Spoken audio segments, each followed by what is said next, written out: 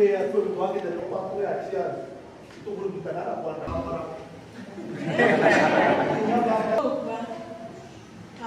menyere rote. Alera baba itagira samaki kuma Nairobi. Chemicals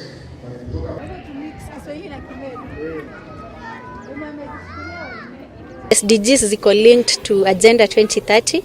Tumebakisha 7 years kufikia hapo, na kwa zile goals zenye tunafanya vizuri sana ni kama education, kwanza kwa hizi lower levels hapo tunaendelea kuachieve gender parity. Health tuko nyuma kidogo, na pia yenye tuko nyuma kabisa ni ile agenda equality, kumaliza FGM, kumaliza GBV.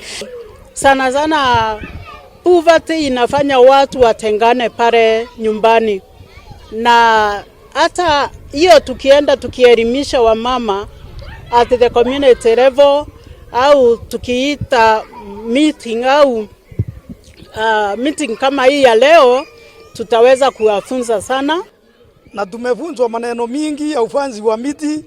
Kila mtu wako hapa, tukitoka hapa kila mtu ataenda sokoni anunue angalau miti 5 aende arundishe mahali labda ile mahali amekata. Kazi yetu kwa community ni kuweza kuengage kila mtu ndio tuweze have every conversations around gender based violence, na pia kuweza kuinclude community yetu kwa mambo ambayo tunaendelea nayo.